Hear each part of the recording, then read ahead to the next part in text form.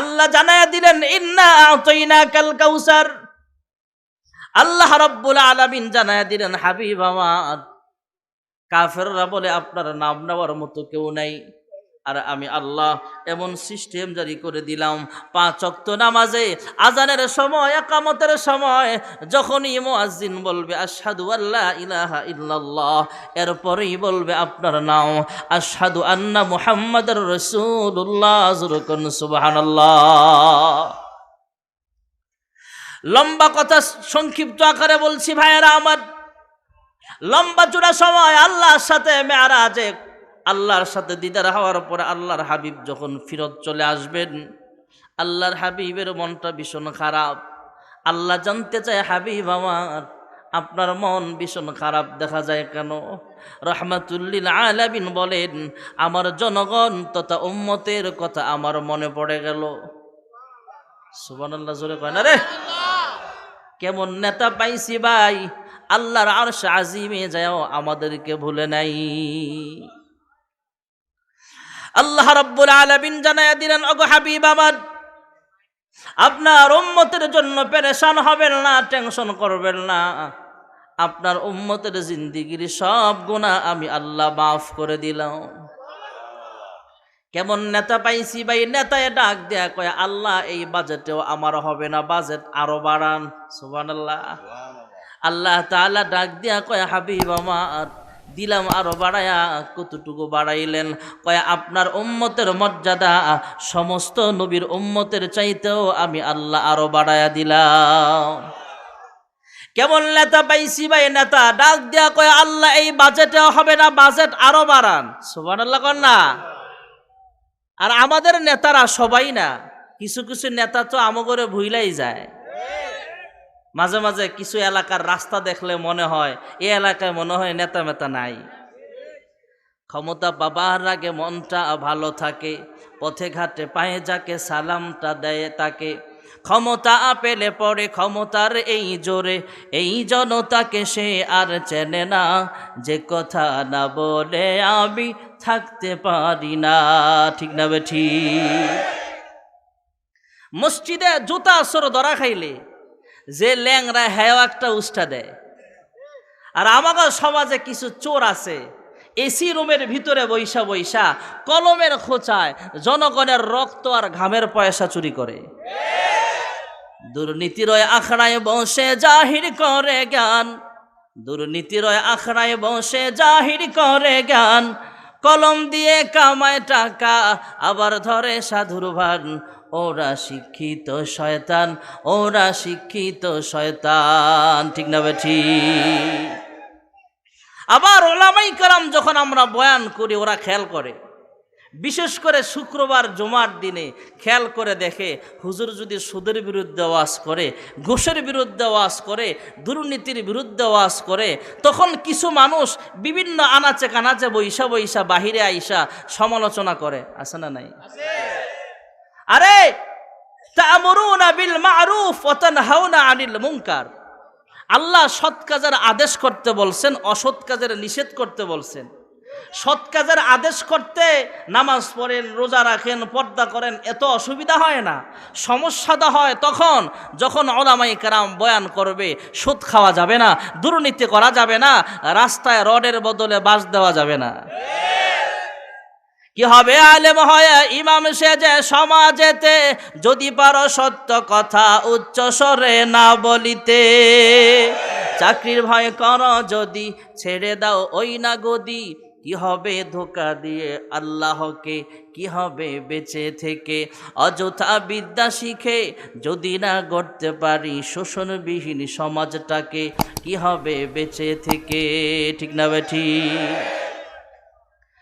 কি হবে লেখালেখি কলমবাজির এই মহড়া, সমাজের আসল চিত্র যদি না যায় তুলে ধরা। যদি ওই ঘুষের বলে কলমটা উল্টো চলে, যদি ওই ঘুষের বলে কলমটা উল্টো চলে, তবে কি যাবে রোখা দুর্নীতিকে, কি হবে বেঁচে থেকে। কি হবে পুরুষ হয়ে জন্ম নিয়ে এই দেশেতে, যদি যায় ঘুরে ফিরে ক্ষমতাটা নারীর হাতে। আপনারা কইলেও ঠিক, না কইলেও ঠিক। কইলে একটু জোরেই কয়েন, ঠিক না বে ঠিক?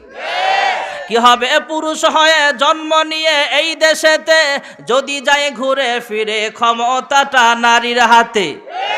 কিবা জবাব দিবে, কিভাবে মুখ দেখাবে আমাদের আগামী সেই প্রজন্মকে? কি হবে বেঁচে থেকে, ঠিক না বে ঠিক? সৎ কাজের আদেশ দিতে গেলে কোনো অসুবিধা হয় না। যখনই ওলামায়ে কেরাম বলবে মুফতি আলী হাসান, শায়েখ আলী হাসান, ওসামা সাহেব জেলখানায় গেছে কেন? অসৎ কাজের নিষেধ করার কারণে। আল্লামা দেলোয়ার হোসেন সাইদী রহমাতুল্লাহ আলাইহি জেলখানায় এত বছর ছিলেন কেন? শুধু অসৎ কাজের নিষেধ করার কারণে। রফিকুল ইসলাম মাদানী জেলখানায় ছিলেন কেন? অসৎ কাজের নিষেধ করার কারণে। আল্লামা মামুনুল হক সাহেব জেলখানায় কেন? শুধু অসৎ কাজের নিষেধ করার কারণে। ভাইয়েরা আমার, ওলামায়ে কেরাম জেল জুলুম পরোয়া করে না। ওলামায়ে কেরাম কাহারো চোখ রাঙ্গানিকে ভয় পায় না। ওলামায়ে কেরাম ফাঁসির মঞ্চকে ভয় করে না। হক কথা বলেছে বলেই যাবে, ঠিক না বে ঠিক? ভাইয়েরা আমার, বন্ধুরা আমার, কেমন নেতা পাইছি ভাই, যে নেতা আমাদেরকে ভুলে নাই। সুবহানাল্লাহ বলেন। আল্লাহর হাবিব রাহমাতুল লিল আলামিন ডাক দিয়া বলে, হে পরওয়ারদিগার আলম, আমার উম্মতের বাজেটটা আরো বাড়াতে হবে। সুবহানাল্লাহ। আল্লাহ তাআলা জানায়া দিলেন, আরো বাড়ায়া দিলাম। কেমন বানাইলেন? আপনার উম্মতকে 50 ওয়াক্ত নামাজ হাদিয়া দিয়া দিলাম। আপনি মেরাজ করতে এসেছেন, আমার দাওয়াতে আরশে আজিম পর্যন্ত পৌঁছিয়া গিয়েছেন। ওগো হাবিব আমার, কুদরতিভাবে আমি আল্লাহ আপনার সাথে সাক্ষাৎ করলাম। আপনার উম্মত যখন নামাজে দাঁড়ায় যাবে, আমি আল্লাহ নিজে যাব, কুদরতিভাবে তার সাথে দেখাও করব, কথাবার্তাও বলবো। 50 টাইম সালাত, 50 ওয়াক্ত নামাজ নিয়ে আল্লাহর হাবিব জমিনে ফিরছিলেন। ভাইয়েরা আমার, আকাশ পথে মুসা নবী ডাক দেয়া বলে, হ্যাঁ শেষ জামানার পয়গম্বর, আপনার উম্মতের জন্য আল্লাহ তাআলা কি হাদিয়া দিয়েছেন? কয়, আমার উম্মতকে আল্লাহ তাআলা 50 ওয়াক্ত নামাজ হাদিয়া দিয়েছেন। আল্লাহর হাবিব বলেন, আমার উম্মতকে 50 ওয়াক্ত নামাজ হাদিয়া দিয়েছেন। মুসা নবী ডাক দিয়া বলে, আপনার উম্মতের পক্ষে 50 ওয়াক্ত নামাজ আদায় করা কষ্টকর হয়ে যাবে। আল্লাহর কাছে ফিরে যান, আল্লাহ হয়তো কিছু নামাজ কমায়া দিবে। সুবহানাল্লাহ।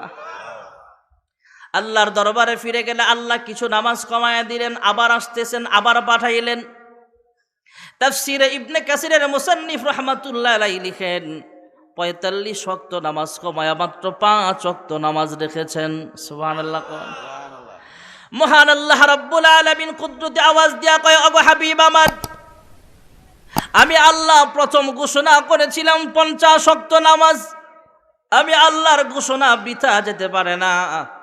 আপনার কোন উম্মত যদি দৈনিক 5 ওয়াক্ত নামাজ রীতিমতো আদায় করে, 5 ওয়াক্তের বিনিময়ে শুধু 5 ওয়াক্ত নয়, বরং আমি আল্লাহ 50 ওয়াক্ত নামাজের সব লিখিয়া দিব। নামাজেতে খোদার দিদার ভাগ্যে জুটিবে, জান্নাতেরই চাবি খানা হাতে আসিবে। নামাজ পড়ো দলে দলে ওহে মুত্তাকিন, আল্লাহু আকবার ধ্বনিতে ডাকছে মুয়াজ্জিন।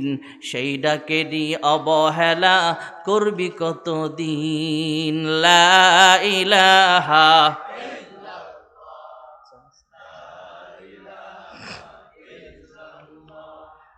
লা ইলাহা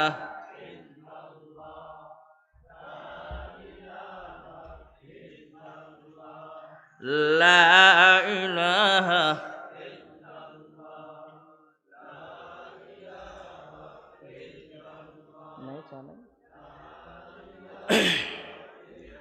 লা ইলাহা ইল্লাল্লাহ মুহাম্মাদুর রাসূলুল্লাহ সাল্লাল্লাহু আলাইহি ওয়াসাল্লাম। 5 ওয়াক্ত নামাজ পড়লে কয় ওয়াক্তের সওয়াব? আমরা পড়ব তো ইনশাআল্লাহ। মাওলানা সোহাইব আহমদ আশরাফি সাহেব একটা আমল দিয়া গেলেন, ইখলাসের আমল। সূরা ইখলাস পড়বেন। আর আমিও একটা আমলের কিছু কথা বললাম। 5 ওয়াক্ত নামাজ দরকার আছে না নাই? এই 5 ওয়াক্ত নামাজ পুরুষ আমরা যারা আছি মসজিদে পড়ব, আপনাদের কৃষ্ণপুর পূর্বপাড়া জামে মসজিদ, এই মসজিদের উদ্যোগে আজকের মাহফিল। শায়েখ আলী হাসান ওসামা সাহেব স্টেজে চলে আসবেন অল্প সময়ের ভিতরে। মানে হুজুরে আসার আগে কি বাড়িতে ঘুরে ঘুরে আইবেন? ভাইয়েরা আমার, অল্প সময়ের ভিতরে কে আছেন যে হুজুর আমি কৃষ্ণপুর পূর্বপাড়া কেন্দ্রীয় মসজিদের জন্য 20,000 হোক, 50,000 হোক, 1 লাখ হোক, 10,000 হোক, প্রথম কে আছেন? লম্বা চূড়া সময় নাই, কে আছেন যে হুজুর আমি প্রথম বলবো আমি এত হাজার টাকা মসজিদে দেব?